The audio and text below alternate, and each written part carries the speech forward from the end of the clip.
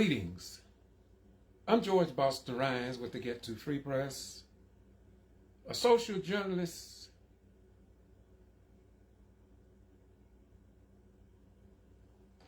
in the city of Valdosta, Georgia. A few minutes ago, I saw on Facebook wherein Bobby Worthy posted a comment about Commissioner Olivia Coley Pearson in Douglas and Coffee County, Georgia, and the work that she has done and is doing.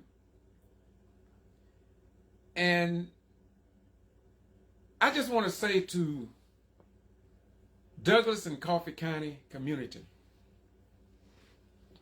who ignore, denigrate, and trying to destroy Commissioner Olivia Coley Pearson, an outstanding black female that stand up for black folk and the white right community, but it seemed as if though, for the most part, they could care less about the threats that she have been under, the way they treat her at the commissioner's meeting under Tony Polk, a black mayor, and you have two other blacks on the commission, which is the city government.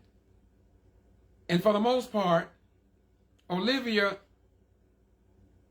except for maybe one other black person, she mostly is alone. And it should not be about black and white, but it should be about right and wrong.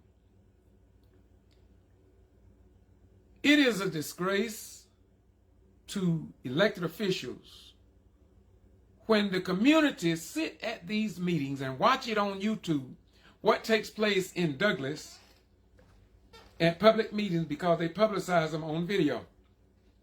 How Olivia Coley Pearson stands up for the citizens in Douglas, but yet it seems as if though she's alone. I want to commend the honorable, most honorable Olivia Coley Pearson. She has been through hell and high waters on the backside of heaven. I don't know where our black religious leaders are, male and female. I'm going to continue to say it. Now, you can say what you want about me. You've called me every name that's in the Webster's dictionary and some that are not even in there, because I have done the same thing for other black elected officials from Madison, Florida, all the way over to Clayton County, Warrenton, Georgia. And y'all know you called me a lot of dirty names. But Olivia Coley Pearson in Douglas cannot even get the Douglas Now so-called newspaper, nor the Douglas Enterprise to tell her story in truth. Don't be surprised by that. When I went to Madison, dealing with the Madison, Florida 9 on bogus voter fraud charges, when I went to Quitman, Georgia, and Brooks County with the Quitman 10+2 that brought up on bogus voter fraud charges, when I went to Meigs, Georgia, Lumpkin, Georgia, Dawson, Georgia, Willacoochee, Telfair County, Warrenton, just so many other cities across the state of Georgia. And the news media, the white-owned, the white-dominated, the white-controlled news media refuse to be fair in their reporting. And you can forget about calling the Georgia Associated Press.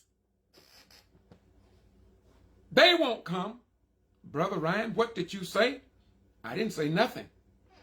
But I will say to you, go and talk to the people in Madison, Florida. They got a story to tell.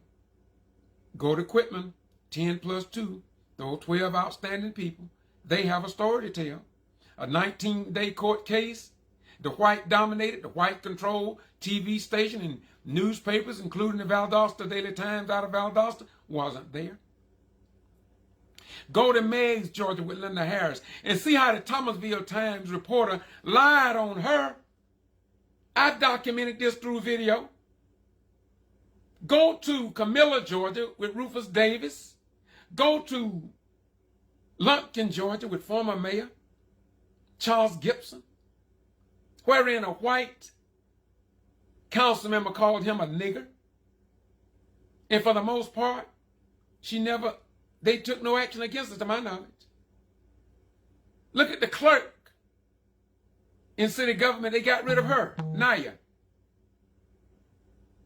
Where's the news media?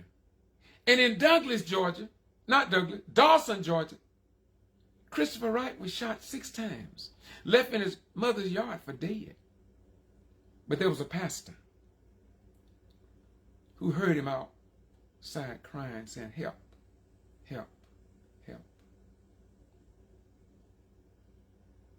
And that's why he was able to go back on council, and he ran again for mayor. He didn't win because of his own fault, in my most humble opinion. Then go to Clayton County. Let me say sometime, y'all. Go to Warrenton with George Ivey.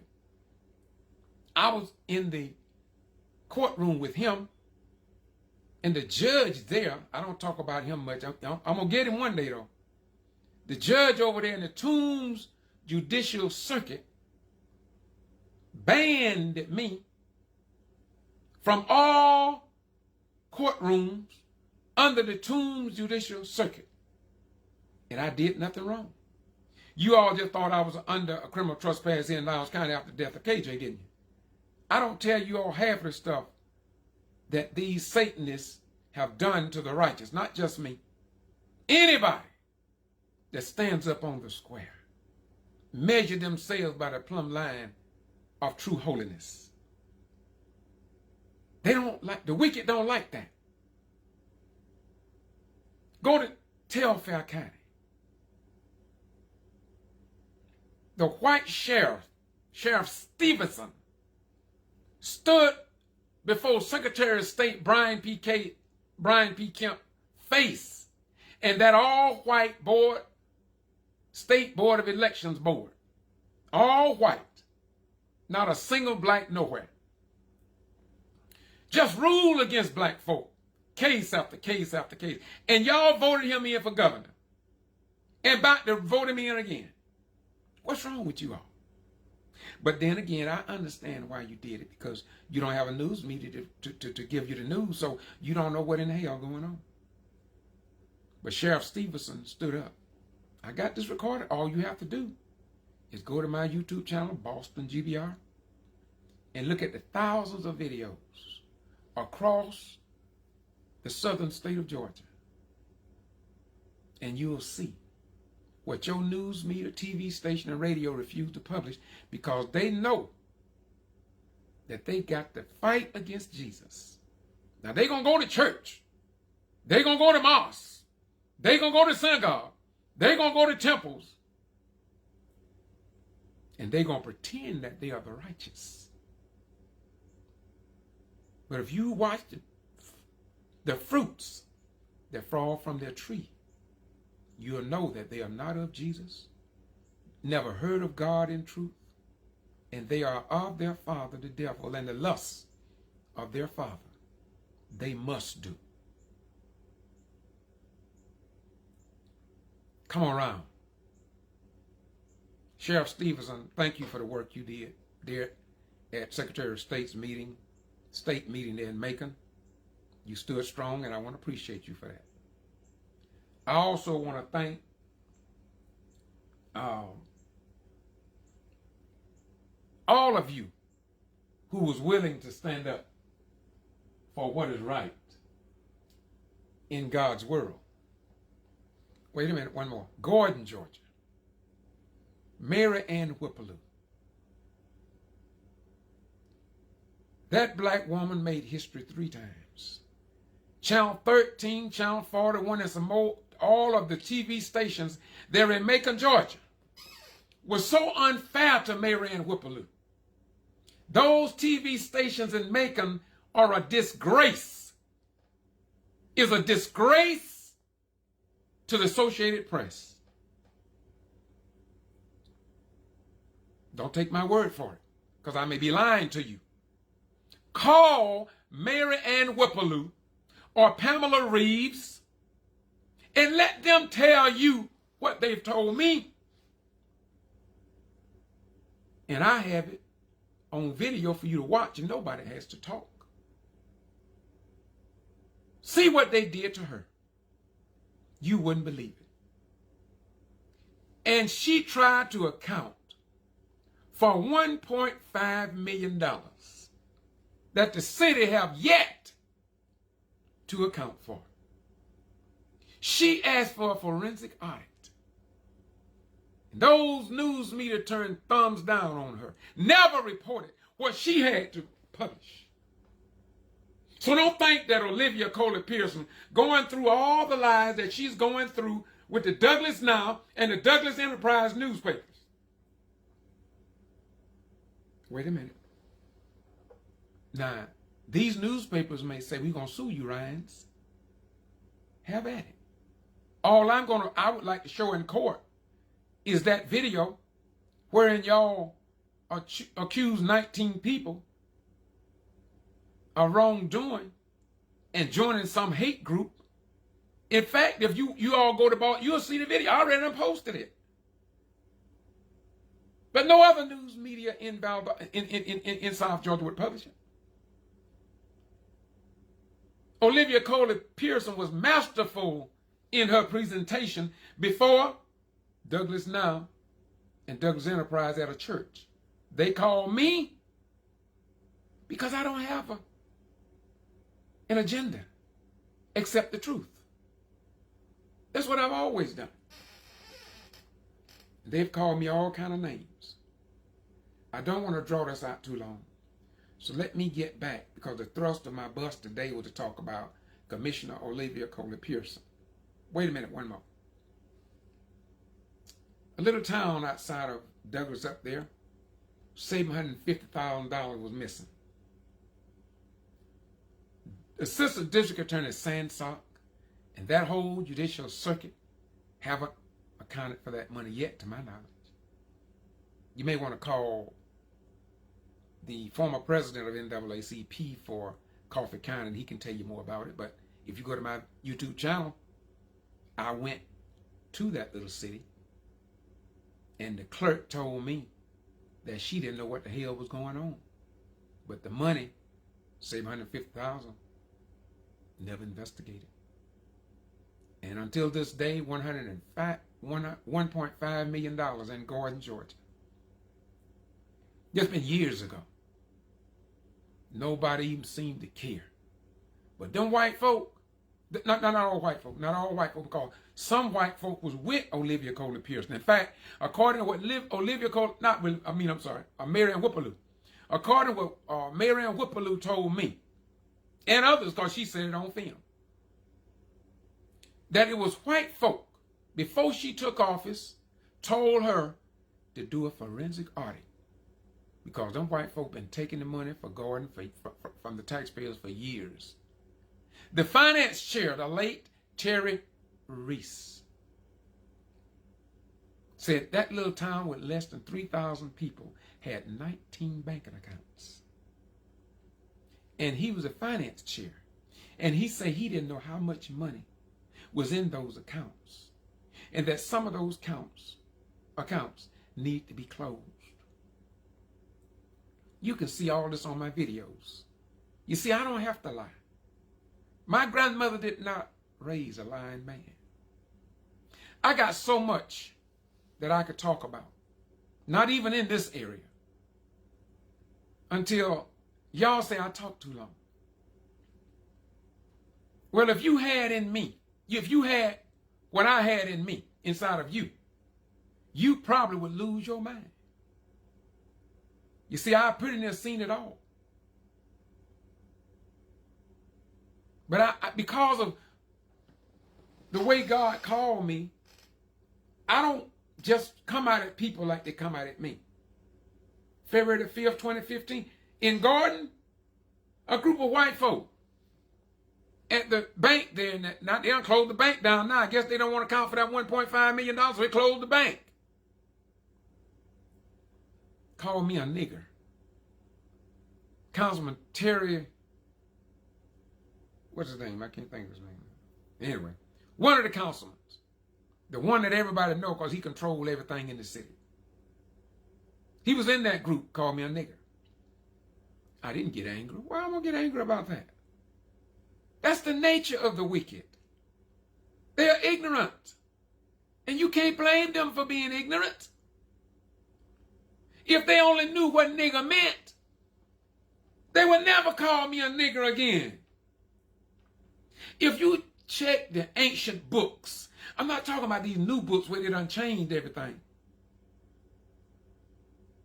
The old ancient books and the definition as defined in ancient Egypt, the land of the black-faced people. Nigger was a very spiritual word. It meant close to God, if not God himself. So those Europeans went over there and they found out how great and intelligent God made us, till they had to distort it. That's why they stripped the black man, woman, and their children of their name, their language, and their culture. Get it? Their religion, their name, culture, and language. I can't even speak my mother tongue. They took that away from me. But in the end, God, right, and justice will win in the end. Says Matthew 24:35. Now, back in Gordon. Now, I went back across the state of Georgia. I didn't mention Hummelville, but I could have. And some more cities up near the Athens area, but I didn't mention those because I don't have the time. But I want to say this to the white-owned, white-controlled, and white-dominated news media here in the South. For decades, you have blocked out the news in the black community. And we know it. That's why a lot of black preachers and pastors and bishops just gave up. They said, they ain't going to change. A lot of older black folk thought that when the older white peoples died out, that racism and white supremacy would be done away with. But you see, Malcolm X was right. Elijah Muhammad was right. They raising their children to carry on what they have in their hearts. That's why you see what you see today. And they are so good with it today. They masquerade as Democrats, still are white supremacists. They masquerade as a Republican, still a white supremacist and hater of God's children, of a darker hue, and those of a lighter hue too. But don't you let that overcome you, black man, black women, black children, and white right people, and others. They are on the downside. God forewarned us about the wicked. So let us not be overwhelmed by the ways of the wicked. God knows them. Just don't you hate white folk or Caucasians from the Caucasus Mountains. Don't you hate Caucasians like they hate you.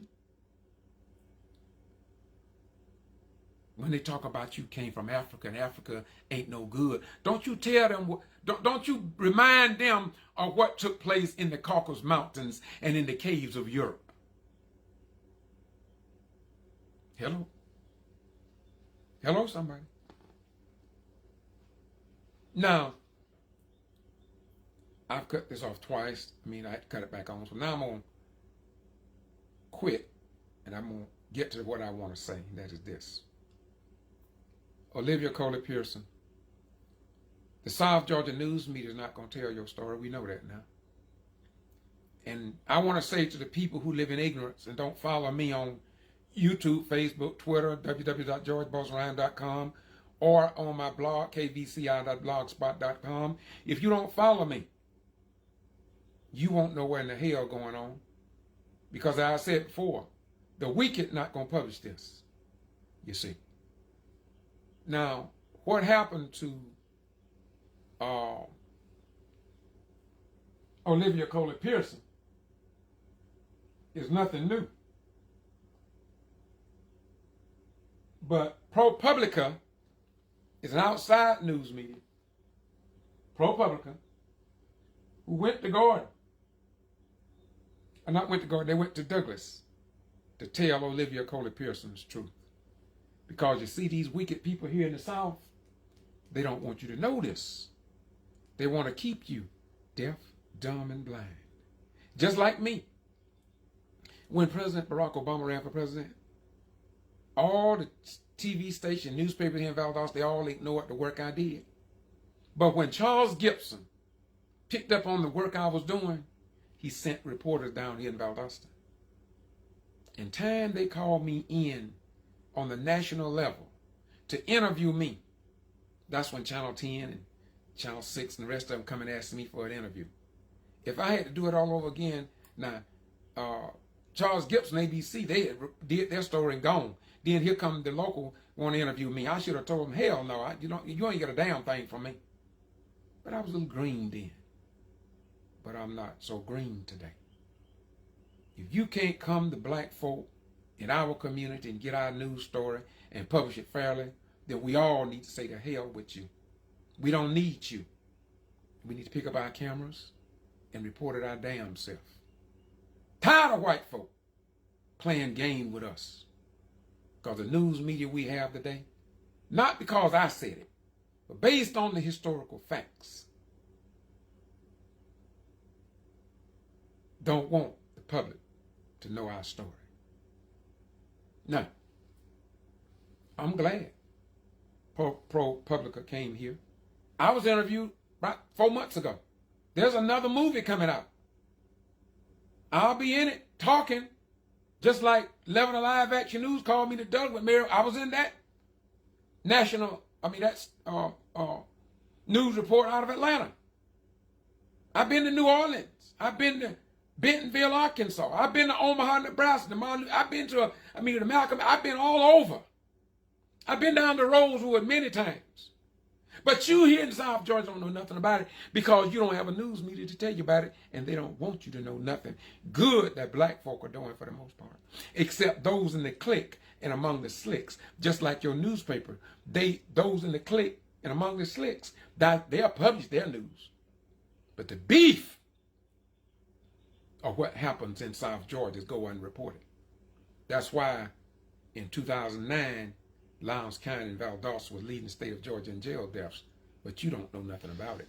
If you're just because, I told you, they fighting against Jesus.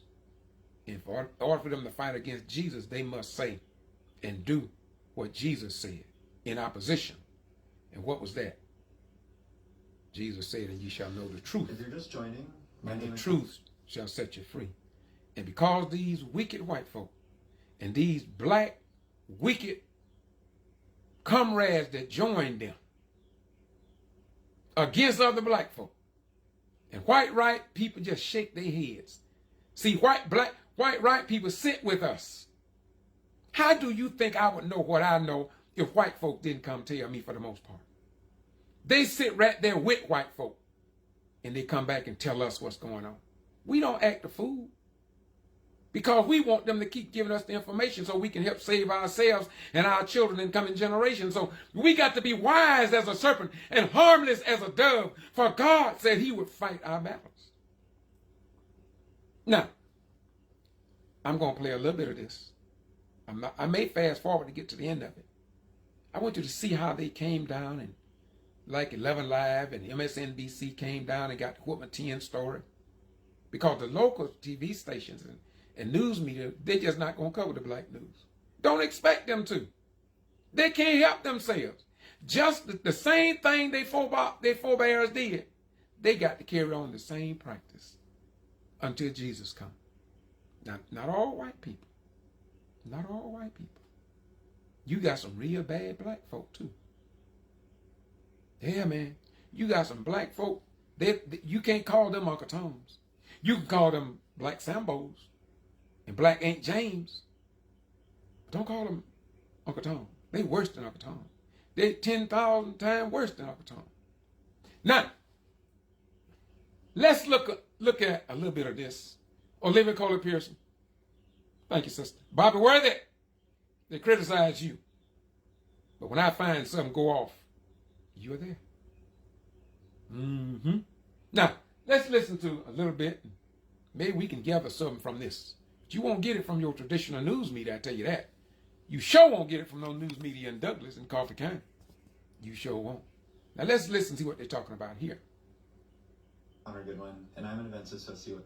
Let me back it up. I want you to get the whole thing. I don't like no lies, man. I want the whole truth, nothing but the truth. So help me, Jesus, God, Muhammad, or whoever.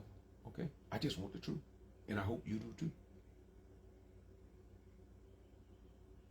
Now put that in your pipe and smoke it.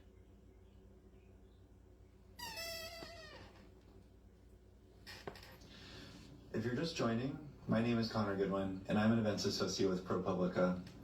For those new to us, PRO-PUBLICA is a nonprofit newsroom dedicated to investigative journalism. Reading PRO-PUBLICA's investigation into literacy and voting, I learned a surprising statistic. About 1 in 5 American adults struggle to read.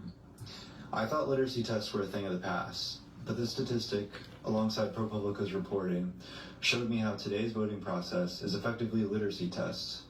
Participation tends to decrease where literacy rates decline. I also learned that a new wave of state laws in places like Florida, Texas, and Georgia is making it even harder for Americans with low literacy skills to exercise their right to vote. I'll drop a link to that investigation in a second, but first I want to introduce our speakers. I'd like to start by introducing two people who appeared in the story. Olivia Coley Pearson is the city commissioner in Douglas, Georgia. She was criminally charged twice for trying to help folks vote, but these charges were later dropped. Faye Combs is a literacy advocate who struggled to read for decades until she taught herself how to do so in adulthood. She's joining us from California. And joining them is Raymond Partolin, National Field Director for APIA Vote. And finally, I'd like to introduce the reporters behind the story. Aaliyah Swaby is a reporter in PRO-PUBLICA's South Unit, covering children, families, and social inequality. Annie Waldman is a national reporter covering education for PRO-PUBLICA. We've set aside time for audience questions at the end of the hour, but you can ask a question at any point by clicking the Q&A icon at the bottom of your screen and typing it there. All right, I'll let the reporters take it from here. Hello, everyone. So as Connor said, I'm Aaliyah Swaby. I'm PRO-PUBLICA's South team, and I'm based in Atlanta. And I am Annie Waldman. I'm a PRO-PUBLICA reporter based in New Orleans. So for the past year, we've been trying to understand the human stories behind a pretty simple statistic. Let me say at this juncture that Olivia Coley Pearson and myself, along with another guy named Curtis, we journeyed to New Orleans when they brought Olivia Coley Pearson up on bogus assistant voter charges, and of course she was cleared, but the supervisor, she lost her job, and the rest is history. Y'all excuse me. According to the National Center for Education Statistics, more than 1 in 5 American adults struggles to read English at a basic level. This means that there are about 48 million people in the United States, many of whom are native English speakers who left schools without the necessary reading skills. They are often resourceful, finding ways to cope and navigate the complexities of a world designed for readers. But they also face many barriers, challenges finding jobs, accessing medical care, and getting social services. This not only affects individuals, it also impacts our collective democracy, particularly hindering people's right to vote.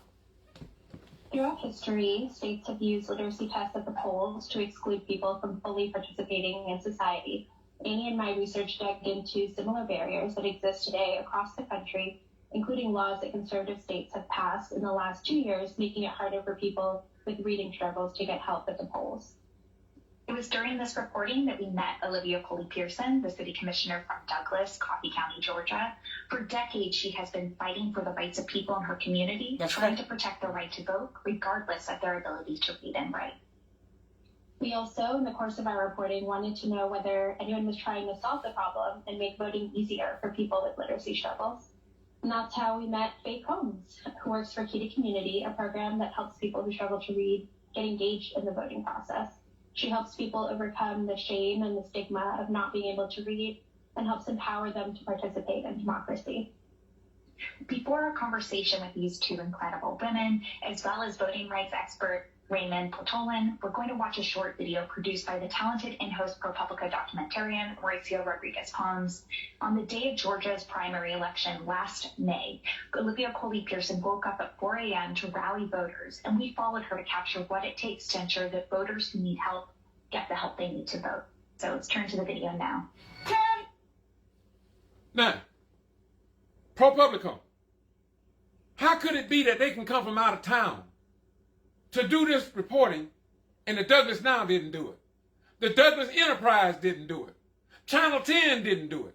ABC didn't do it. CBS didn't do it. The radio stations didn't do it. But yet, when they call on the black man, black woman, and black children to serve in the armed forces, we gladly go fight. But they don't come to us when we need them. And I'm hoping black folk will be educated to understand that the next war that go off, we better find out where the real battlefield is and let us fight for ourselves before we learn how to fight for somebody else. If you say you are a believer in God and Jesus, don't you remember the scripture where Jesus said, if a man fail to provide for his own house, then he's worse than an infidel. Not an infidel, he's worse than an infidel. And we gonna go out like I did and be willing to die for a nation that won't even report the news in the black community, but yet they want to use you. And then when you come back, to treat you like a sucker-egg dog. This is PRO-PUBLICA. They are not in Gordon. Or Douglas or Coffee County. They came inside to tell the story that these wicked people would not report based upon the community leaders there in Douglas. We have them on video too. They talking about it. Yeah, just pull over that way. Hey, how are you? Thank you for coming out. Come to that one for now. You're going live right now? Live now. So we out here, we ready to get started. We have building power by having unity in our community. They want to pretend there are no racial issues here. It's a white trope, a city trope. We had a lot that needed assistance. They were illiterate. You committed false swear. No, sir. But the people who are less fortunate are left out.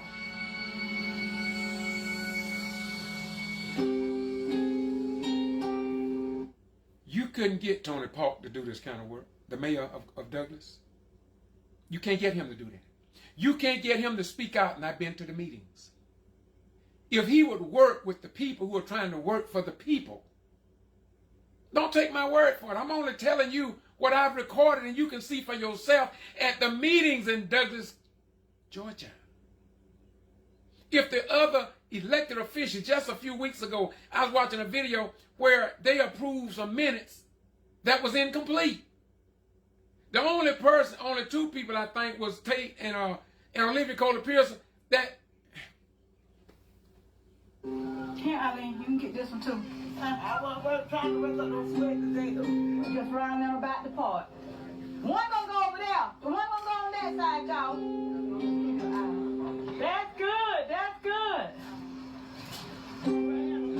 That's a good spot. That's a good spot for them. Yeah. We'll kind of spread them out a little bit. Yeah. I got them. All right. A lot of people intimidated by voting who can read and write.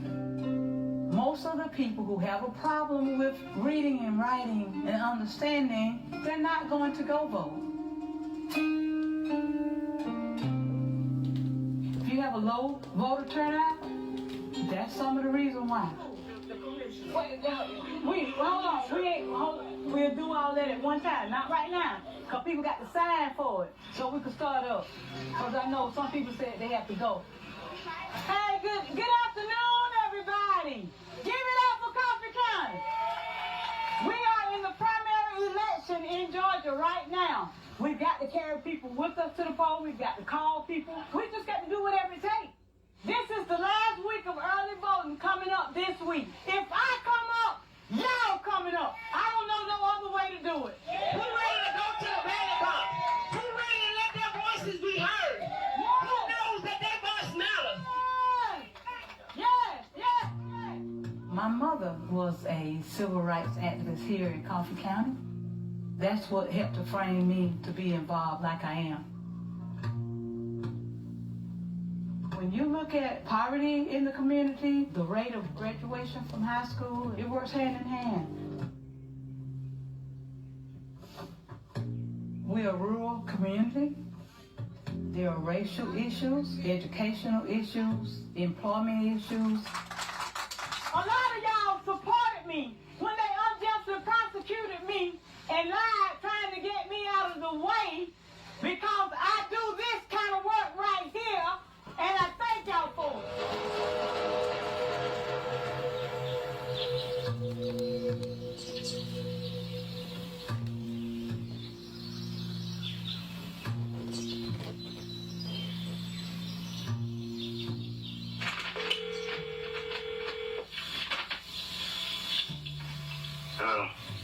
This is Glenn with the Secretary of State's offices. I'm working an election case down here in Coffee County for the state election board. Do you remember Miss Olivia helping you or assisting you to vote? Yes, she picked me up, and she took me down there. She did mark why she assisted you, and I was wondering why you needed assistance. Because I can't read. Okay. Literally. That's no problem. She can assist you if you have problems reading. That's no problem, okay? All right, have a good one, Mr. Williams.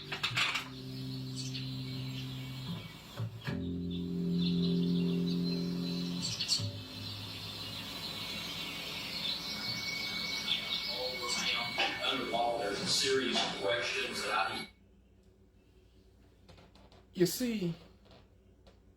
You see what Olivia Coley Pearson is going through. She was helping people, and yet she in the courtroom. I've traveled across the state of Georgia, the southern part of the state, all the way up to Clayton County. And I want you to know that it's not just Douglas.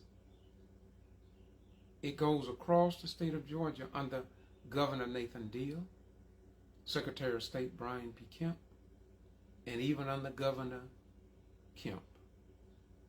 This white pattern and practice have been proven to intimidate, suppress, abate, and to remove blacks from office after they are elected. And I have done video. I have been with Representative Tyrone Brooks. I have been with senators. I've used my DVDs, prepared packages to Barack Obama and President Barack Obama and Eric Holder, and they didn't do a damn thing about all these suffering men and women across the state of. They didn't say a damn thing. The Democratic Party under DuBose Porter was a disgrace. It was a total disgrace. The way they ignored the voters, the complaints filed with the Secretary of State under Brian P. Kemp that was never followed up on. in Brooks County. I'm the only somebody still talking about this. The news media don't give a damn about this. They talk about they for voting rights. Well, hell, why didn't they go to these cities that I've called? Why didn't they come and interview? Not me. You don't have to interview me. Interview these people that I've done interviews on and already have the material where all you have to do is to publish it. It's because they're wicked as hell, man. They don't want you free. Why don't y'all understand that? I'm going to say something about PRO-PUBLICA. I told the same news media while they were right there in Douglas, because I was there too. I was right there with these people. You probably won't see me in it, I don't know. But I told them.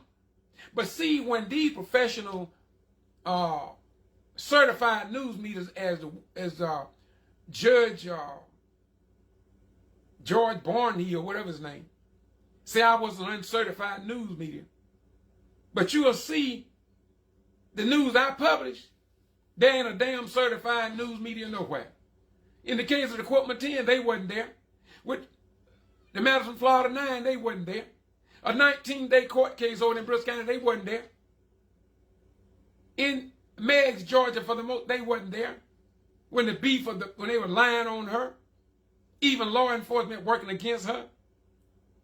Her own defense attorney worked against her in the courtroom. The certified news media didn't publish what I published. George Barnes here, judge, or whatever you are, district attorney, I mean. So, don't get excited. I'm not excited. I get kind of hyped up, but I'm not excited because, now I would have been excited if God and Jesus hadn't told me that these wicked people are going to be among us. You see? Now, I was in the courtroom recording this trial. I got it all, it's already posted on my YouTube channel, Boston G.B.R., the whole thing. I don't believe in half-truths. Jesus didn't say nothing about no half-truths. St. John 8:32 says, ye shall know the truth.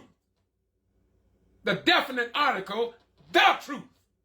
Not some truth, your truth, their truth, but the truth. Ye shall know the truth, and the truth shall set you free. Now, listen. Do you personally want to testify or not? You won't testify.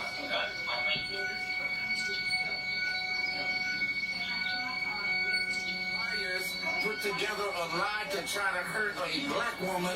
We had some righteous jurors today. Yes. My children can stop worrying about it. Lord, I thank you. I can She said, now my children, my grandchildren can stop worrying about this. Across the state of Georgia, this is what they do to black women and others. You can be elected and they still treat you like shit. And then the church, your religious mosques, synagogues, and temples, they should come to the rescue of these mistreated people. In the name of Jesus, in the name of Muhammad, in the name of Buddha, in the name of others who travel that great line of holy divide. But they won't say a damn thing. And you mean to tell me that I say I'm a Christian, or a Muslim, or a Jew, or a Hindu, or you, and I can't assist these people? Because I don't feel nothing for them mistreated. I don't feel anything. These God's children, you mean to tell me you say you love God, but you don't love his children? Y'all better wake up. At least you have the mark of the beast in your forehead, and you don't even know it.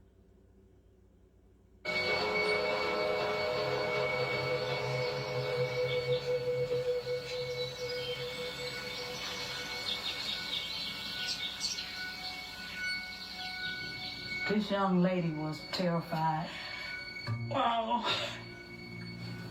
She told me, she said, I don't want to vote. I say, that's exactly why you need to vote.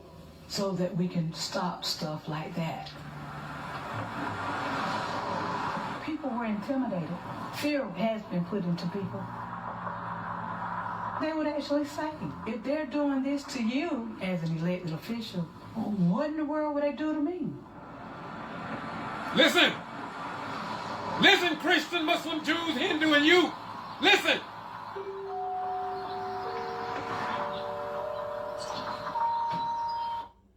I was right there on those streets with my camera recording.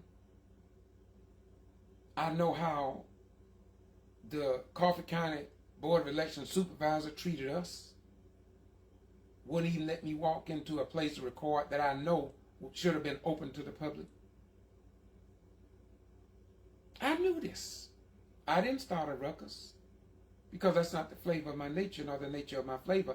But it is the nature of my flavor for me to come back and talk about it like I am today, because I know what Jesus said, and ye shall know the truth, and the truth shall set and make you free.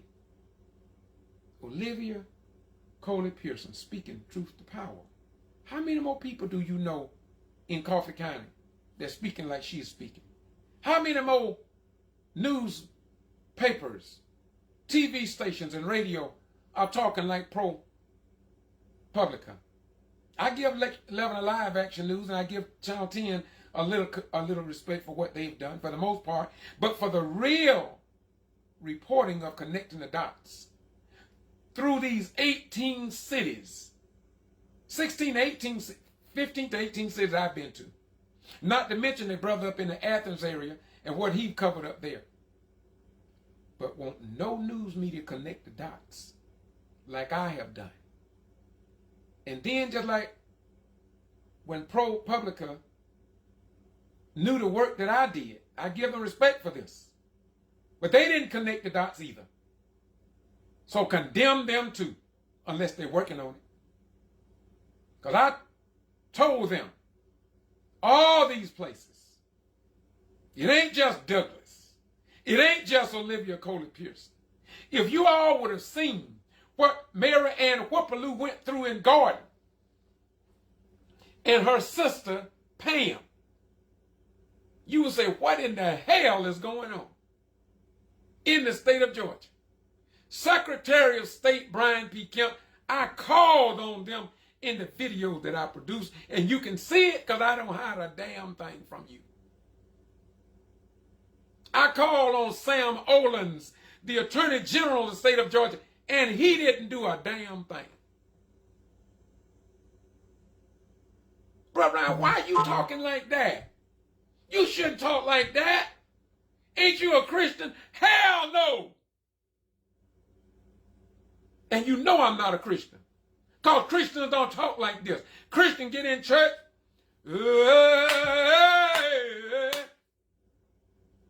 I'm saving. And I'm not down in them, don't get me wrong, y'all. Because I did the same thing. I was a licensed minister in 3 different denominations. I spoke in the White Assembly of God. I delivered the quick bar on the Al-Islam side of the house with the Muslims. Farrakhan people here in Valdosta, I walked with those brothers, Muhammad. I walk with the Black Panthers to record them. I go everywhere. I'll sit down with the Klan, because the Klan not all bad. They got good points too, if you understand it. And if you yourself ain't full of hate. I know some of their teachings. They talk to me. Some of them do, some of them don't. But the bottom line is, will you listen? Will you listen to the white supremacists? If you listen to them, you'll learn something. I try to listen to everything. When Jesus said, go ye into all the world and preach the gospel, we got to find out what the gospel is. If the gospel can save somebody's life and put them in the hereafter, then you should be able to know the truth in your community so you can put your children on a job working 40 hours a week. So they don't have to break in your house while you walk in your beat. Excuse me, y'all.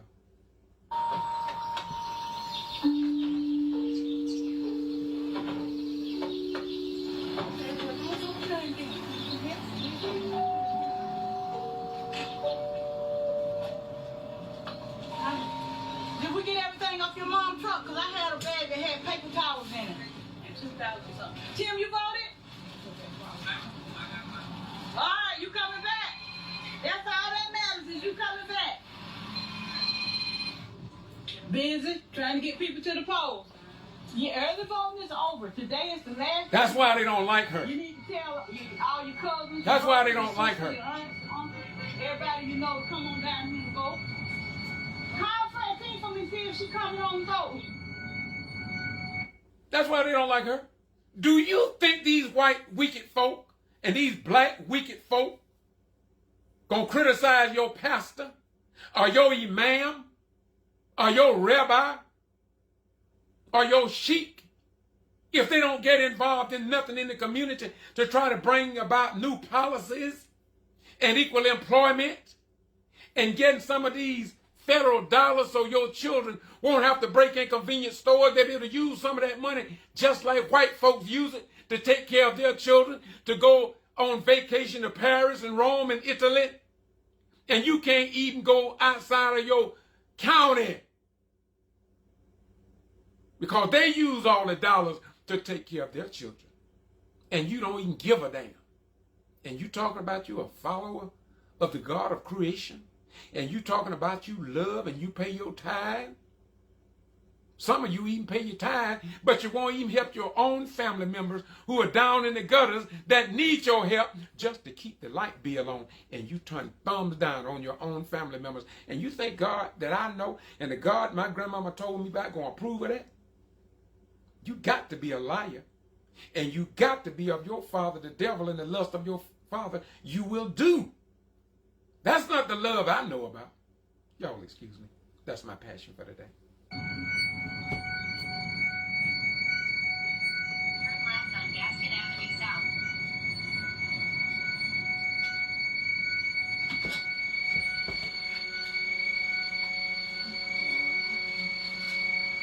The women always pick me up, but here lately she's been busy. So. Thank you so much for coming. Well, you know me anytime. I know. Look at him. Yeah, that's right. We should have had you there. Yeah. Well, thank you for coming out. You're welcome. Okay. Ready? Come on, let's go. Okay. Now this is a proud voter here. Yes, You hear me? I am. She is so proud. I did it. You see how proud she is? You see how proud she is? This is why Douglas now possibly can't cover this. Maybe this is why Douglas Enterprise is not on the scene today to be out there recording this. Now, I already recorded all of this. It's already on YouTube. It's already on Facebook. It's already on Twitter. But I want to thank PRO-PUBLICA because they came from the outside to get on the inside. And now they're giving it to you. Isn't it beautiful when everybody is not under the spell of the Leviathan or in the clique and among the slicks to keep you deaf, dumb, and blind to the times, not able to make intelligent decisions based on facts? I gotta go. Just received a call. Yes. I just assisted her. Some words she couldn't understand. I feel good, like James Brown said. I feel good. Y'all see that? That didn't happen from just being in some religious institution. That happened because somebody walked the streets and registered people to vote. Encouraged people to vote who would never vote, like the Quitman 10+2 did, and Secretary of State Brian P. Kemp and the G.B.R. brought them up on bogus voter fraud charges. And 4 years later, after putting their life on hold for 4 years, they was exonerated on every charge. Every charge. But not before Latasha Head, one of the 12, died from the stress Secretary of State Brian P. Kemp and the G.B.R. and law enforcement and the Board of Education in Brooks County put them under. And yet they haven't even sued them people. no action taken. I'm telling y'all, you know, see, if people can go to heaven doing all this stuff and then thank God of my grandma gonna let them in heaven, if I see the things that I see so-called Jews do, Muslims do, Christians do, atheists do, and they make it into heaven, and if I get to heaven, I'll tell God myself, God, if you let these people in who wouldn't lift a hand to help your suffering children, then send me to hell. I don't want to be here. God knows I would tell God that. I sure would. If the God I think I'm trying to serve was no better than that, I swear to my God, I said, God, I don't want to be here. I'll tell Jesus, I don't want to be here. Brother, I would you say? Yes, because I believe in truth. And if I don't tell him that, he going to see it because it'll be in my heart. When I heard the hell they were putting Mary and Whoopaloo up there, I had to get up there.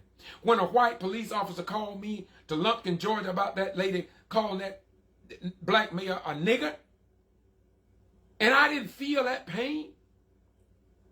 When I see what they were doing to Linda Harris, talking about she was working voodoo, and the God in me didn't say nothing, didn't make me feel some kind of way. When the Madison, Florida 9 called Nancy Dennett, and Nancy Dennett called me, and I got over there and walked with him. If I didn't feel nothing in my heart, then what's wrong with me, man?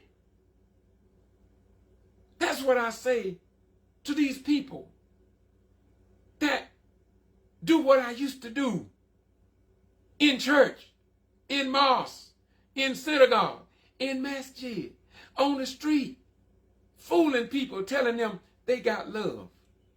Man, you don't know what love is, man. You don't know what love is. I think my work here has been rewarding. You have to be in solidarity. You can't leave this group out or that group out. To move forward, we have to be all inclusive.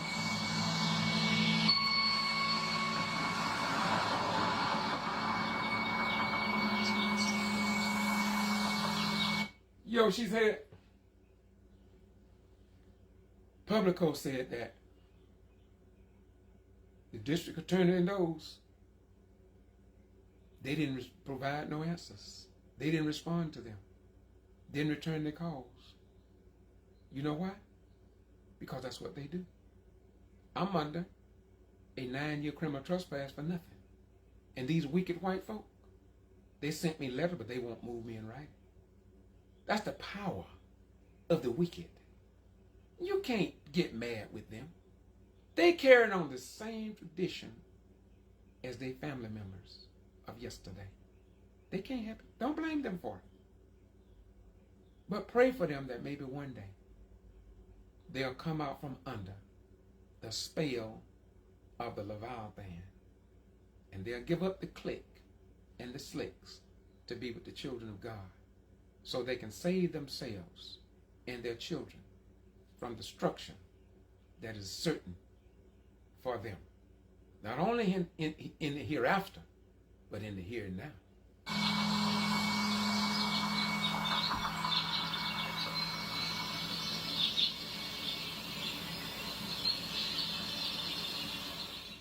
I will. Another thing, let me back it up to show you all something. Let me. I feel good like James Bryson. I feel good. We have to be all inclusive. Let me back this up to y'all.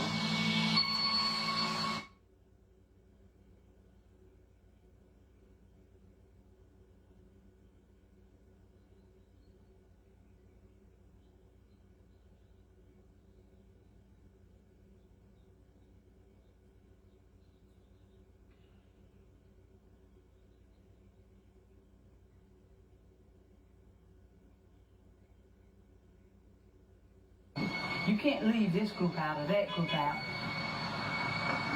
To move forward, we have to be all inclusive. To be forward, we must be all inclusive. Those are the words of Olivia Coley Pearson. Okay? Watch. Let me show you something I missed.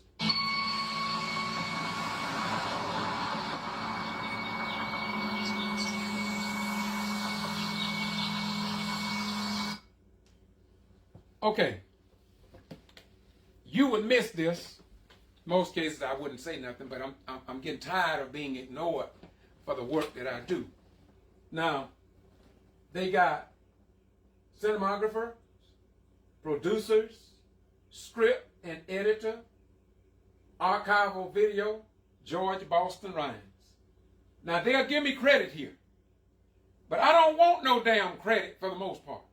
I was just interviewed by another movie maker about 3 months ago here. I told him I didn't want no money. I don't get paid for what I do. But there are some people who understand that I need gas money and I have to keep my equipment up too. But most of you don't give me a dime, and I don't worry about that because I know you. But I want to thank them for giving me credit. But they would have done me a better service if they would have went out and connected dots from all these cities, from Madison, Florida, all the way up through the Quitman, through Dawson, to Clayton County, to Warrenton, to Davisboro, to Taylorfair County, to Willacoochee, and all them, and Douglas, and all them places. They would have did me more good if they would have went by and interviewed all those people that I've interviewed and got so many videos on my YouTube channel that nobody's willing to publish to the American people and the world. It's enough to make you sick. But I thank PRO-PUBLICA for what they did. I will bring on our panelists with that. I will quickly reintroduce them. Olivia Coley Pearson is a city commissioner in Douglas, Coffee County, Georgia. We just saw her on the video. Now, I'm going to be quiet, Holmes works for and I'm going to let you all listen to people who to struggle to read some of the rest of the story without me interrupting. To read as an adult Listen, in her please. 40s and understands the importance of helping people across literacy support later in their lives. Thank you again for joining us, and I'll pass it along to Annie now.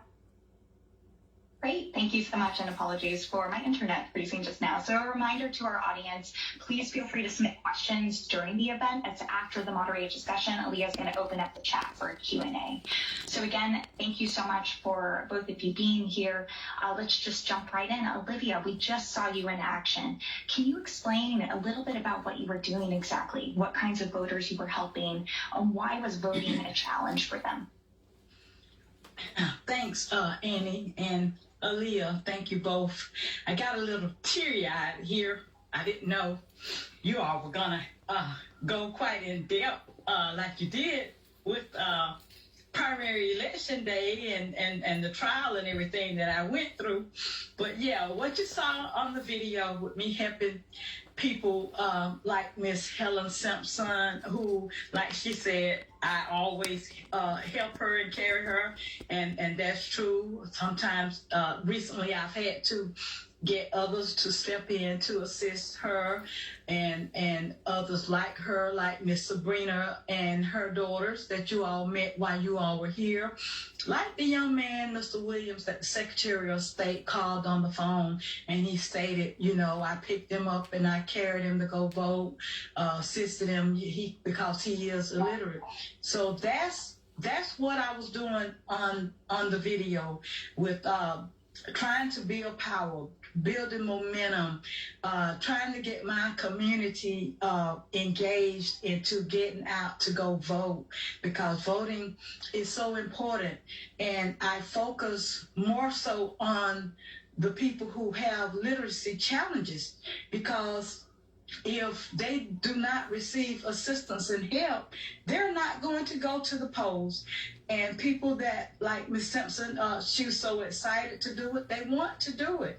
But if you have problems that's preventing you from actually going in there, casting your ballot and casting it like you really want to, you're not going to go forward and cast that ballot. So I serve as that motivating force in the community, building momentum, encouraging people, hey, even though you might have a disability, do not let that stop you. You still have the right to vote, and I'm here to help you however I can to make sure that you get a chance to exercise your right to vote. So that's a lot of what you saw me doing on the video. Thank you so much, Olivia. Faye, can you talk about some of the challenges that you have faced at the ballot box? Yes, the challenges that I faced at the ballot box was, number one, the ballots were just too many words. I didn't understand. I didn't know who was who, what it meant, or anything like that. For years and years, I had my husband to fill out the ballot, and he just told me where to sign, and that's what I did. I found it very intimidating in going into the box because I didn't comprehend. I could not understand what it was that I was voting for, or what it even meant to me or to my community or to my family. So it was very intimidating. And when I would go into the booth, people were coming and going, and I'm still there trying to figure out probably the first word that was even on the ballots, or what did it mean? What did it mean for a person to be a council person, or what did it mean for a person to be the governor or the president, or what did it mean for certain local things in our community that would affect our community, or social programs and things. And it was just so intimidating, to the extent that, I would just say, well, let me hurry up and vote, just mark and get out of here because I'm in too much time. And when it was over, I didn't know what I voted for, or if it was good or bad or anything like that. So it's a challenge when you do not have that one-on-one to really understand what you're voting for, because I do believe and know that voting is not a law, it is a privilege. And so my upbringing with what I wanted to do within myself was to exercise that privilege of my ancestors who did not get the opportunity to vote. So I went in not knowing what I was doing, but know better now. So it is very challenging, and it is a turnoff because of the design of we just don't go. And Faye, in your work that you've done, have you seen that literacy struggles persist? I mean, how widespread of a problem is this, that other people, struggle to read and this impacts their ability to vote? I've seen where there are families that don't believe in the system. So they put out that we're not going to vote, and your vote doesn't count, but yes, your vote does count.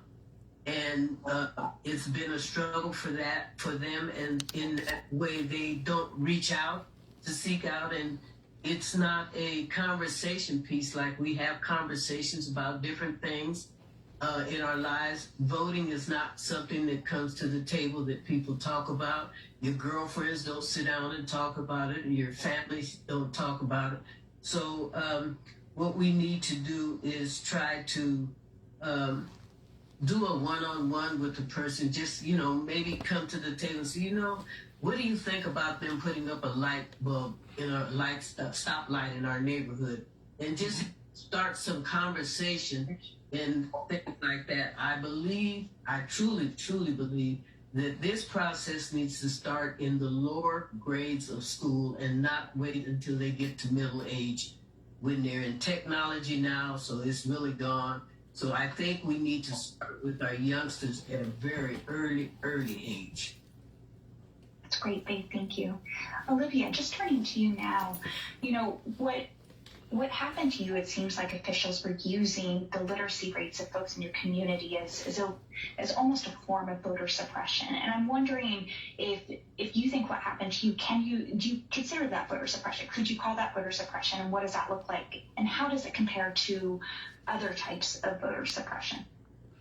What happened to me was definitely a form of voter suppression because, as I stated in the video, some people said, well, if they're doing this to you as an elected official, what do you think they would do to me? And that was, I think, one of the major motivating factors were to get me, whether incarcerated or whatever, to to actually intimidate people to not go out and vote. But however, that it did not work because, from the trial of 2018, which, they claim it started from 2012, but it finally ended in 2018 where I was acquitted, because I refused to give up. I refused to take a plea deal because I knew. Let me pause right there. There was 2 white women, 2 black people. Curtis was with her. Curtis went to New Orleans with us to address the issue with other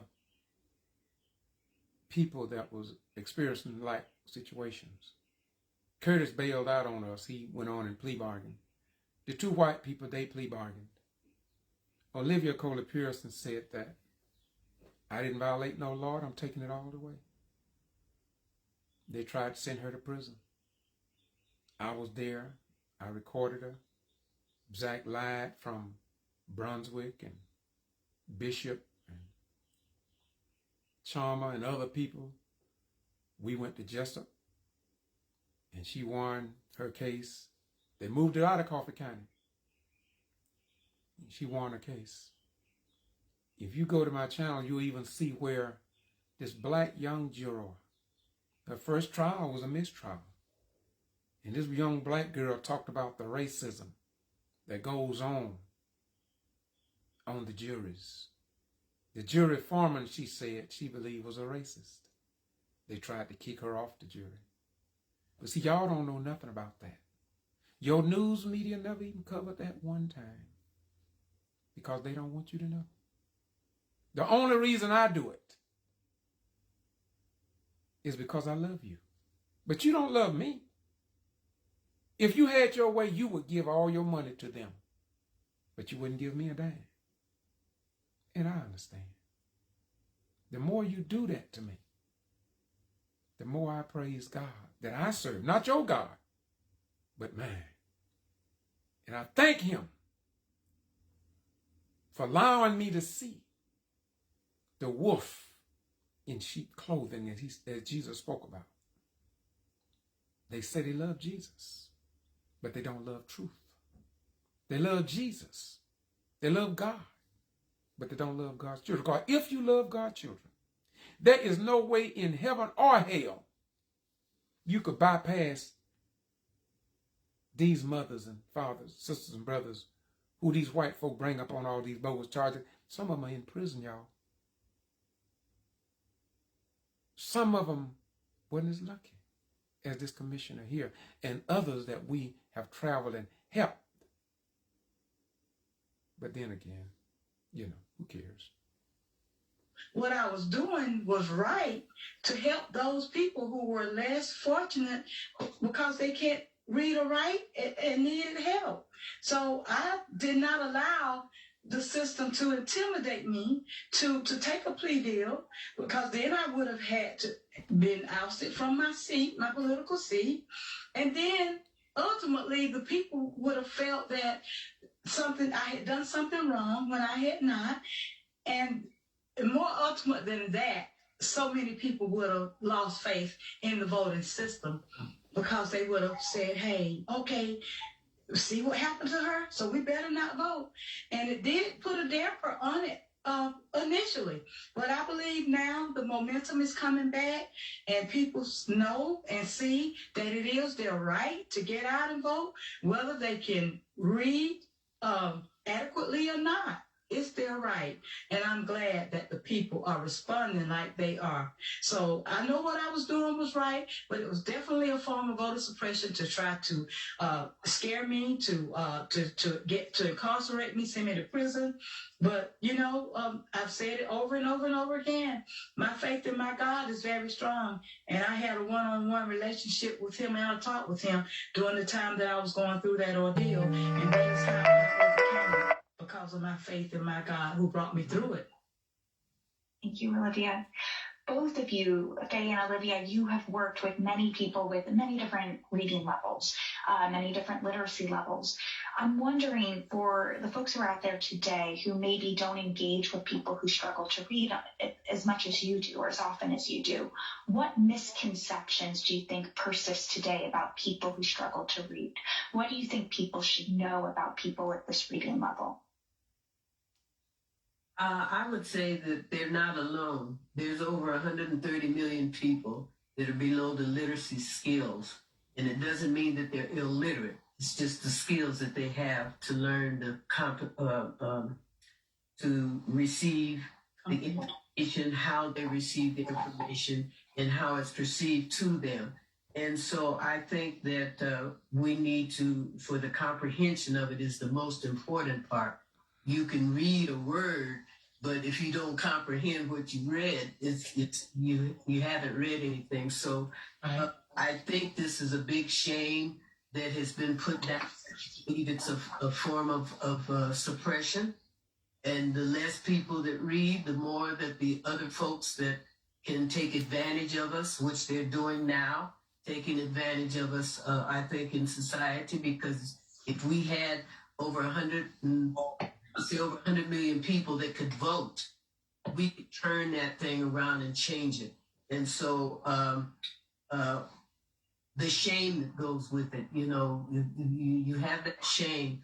I live with that shame for all of my life.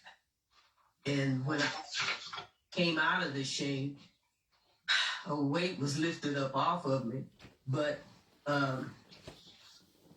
I wasn't by myself, and I thought I was by myself, and you're not by yourself. There's many that are out there. And with this pandemic, when you went to work, you had a program at your job, and you knew how to do that program. But when the pandemic came and you lost your job, you didn't have any other skills. So that's why I say that we need to teach these things at the lower grades, so that if you can't, if you have to go to another job or do something else, or something that you might really wanted to do, for yourself, your dream that you might have wanted to do, to take the time to learn how to do that. But one-on-one and groups and libraries, being involved like that, I think is the best way to go. I tell my story, and I encourage people to want to do, because I was too like them.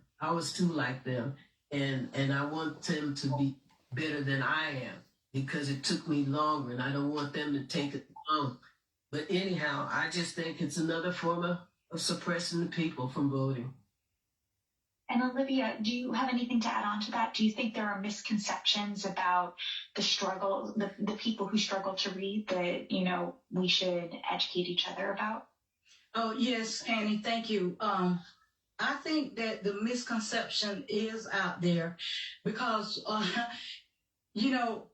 I think at one point, I can't recall exactly where it was, but there was something about the district attorney who was prosecuting me, who was stating something about people can just figure it out or whatever. But that's not true, because I introduced you all to a gentleman who was in Douglas, who thought he had went inside. He was ashamed to admit that he didn't know how to read and write. He said he didn't need any help. It took him a while in there. When he came out, he said he didn't see the people that he wanted to vote for, based on what he could recognize. The reason was that he had voted the wrong party. He had checked the box that he didn't intend to check, or thought he was checking it, but whatever. But that was the reason as to why he did not see those folk that he had intended to vote for. But because of his embarrassment to not being able to adequately read and write, he voted incorrectly from how he wanted to really vote. So there are misconceptions out there. Voting is too serious for somebody to say, "Oh, just figure it out," because you are making decisions oftentimes about your livelihood and the livelihood of others. So you want to make sure that you vote the right, correct way that's best for the masses of the people, not a select few.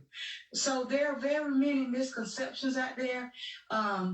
people think that illiteracy does not exist, but you all stats have shown that illiteracy is real.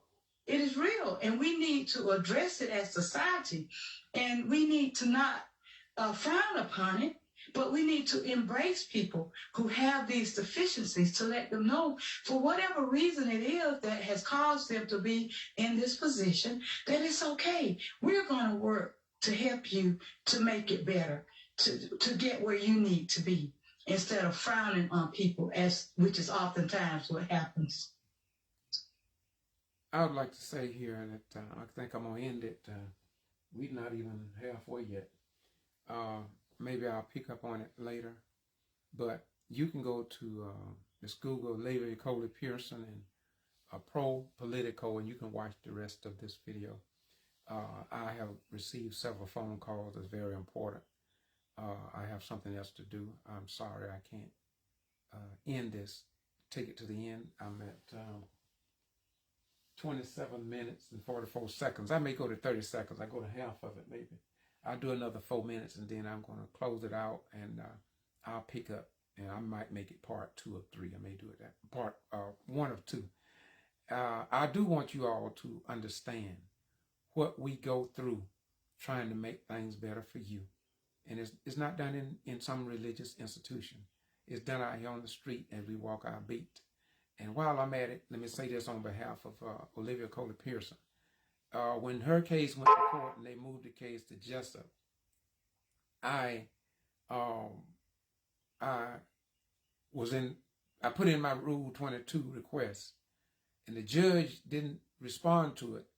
And when I got in the courtroom in Jessup, the judge tried to ignore me.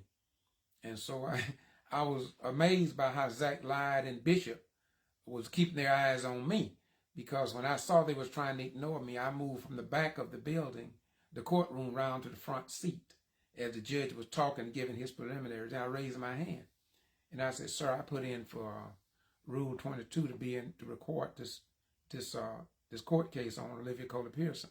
And he said to me, "Well, I didn't get it. You didn't fill it out right." And so I said, "Sir, may I address the court?" And he said, come on up, get on record what you're saying, get on." So I went up and I explained to this judge, I said, "Sir, I've been all the way up to Georgia Court of Appeals, and I've been across the state of Georgia and in other states. I know how to do a Rule 22 to exercise my right to be in the courtroom under freedom of information." And so he told me, "Well, you didn't fill it out right." And so I just pretty near told him, I said, "Sir, I understand. But the bottom line was that they didn't want me in the courtroom, and they didn't want me to record. And that's why they did the Toombs judicial judge up there put me on a restriction. I'm banned from Toombs, all courtrooms in the Toombs Judicial Circuit, because they don't want me recording, because they tried to railroad George Ivy, and they didn't want me recording what they were doing. His own attorney was speaking against him. And if you Google Warrenton, Georgia, Mayor George Ivy, you can watch that video called Olivia Coley Pearson Came Over from Gordon to be with us in that court case. So I just want y'all to know what we go through. I don't sit here and down white folk and call them all these dirty names like they call me. I could tell you all these names they call me, but I mean, that's irrelevant to me. I just want to keep giving you the truth. So if you want to move on up, you can. If you want to stay where you're at, you can. And if you want your children to go down in the hell and deeper in the hell, then that's what's going to happen. Now, let me play these other 4 minutes, because I got to go. And then we're going to close this out. I'm not going to speak until I get to the end of this. Great. Thank you so much, Olivia and Faye. I want to bring in Raymond Portolan now, who is the National Field Director at APIA Vote, a national nonpartisan organization committed to working with partners to increase civic participation, particularly among Asian and Pacific Islander Americans across the country. Raymond grew up in the Deep South and has been an advocate for immigrant and refugee communities for years. Raymond, can you tell us what exactly are the rights of voters who struggle to read? Yeah, happy to, Annie. Thank you so much for... We're going to end it right there. We'll pick up with this young man when we come back. Not today, probably, because I'm going to be busy the rest of the day. But I'm leaving you all now. But please, even if I don't do the second part, y'all please understand that I just want y'all to have the truth. That's all I want. I've been doing this since 75, from March to be exact, in 1975. I was stationed at Moody Air Force Base, and I was involved in civil rights. I worked with the CDBG grant, no, the BCAG, the Black Community Action Group, with the civil rights organization. I later got in the NAACP over in Brooks County first. Then I came to the NAACP over here. And my history just go on and on and on, y'all. And I don't blow my own horn, but I have a horn to be blown. And I doubt very seriously that I will ever put the videos or the work that I've done in a book form. I have one book published called Tribute to an Unknown Soldier. And while I'm at it,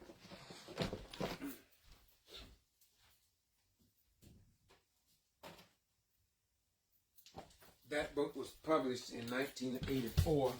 Then it came out in pamphlet form, and here I have a plaque, you know, and this is a tribute to the unknown soldier that I wrote. It's in print, and I've sold a lot of copies. I've sent some to 5 presidents. I've gotten response from 5 presidents. I also sent one to Tyler Perry. He didn't respond because apparently he don't know this soldier. If he knew this soldier, he would respond. I sent one to former President George Bush. I did, but both of the Bush, all the presidents sent me a letter back of appreciation and thank you for the work about this soldier. I sent President Donald Trump one. He didn't respond because here again, he probably don't know this soldier, but care less about him. But those who love this soldier and respect the work that he did for us, and they appreciate the script. The 11 by 14 framed copy here. This is one of the bigger ones. I have smaller ones, and I have, like I say, it's hardback. I also have it in a little pamphlet. And the ones the president got, by the way, the one that the president got was this one right here, this type right here. It's on a plaque, which is the same thing there, same thing in the book. It talk about an unknown soldier, and I wish that you all would, you don't never have to get into my writings, but I just hope that you all would get to know this soldier.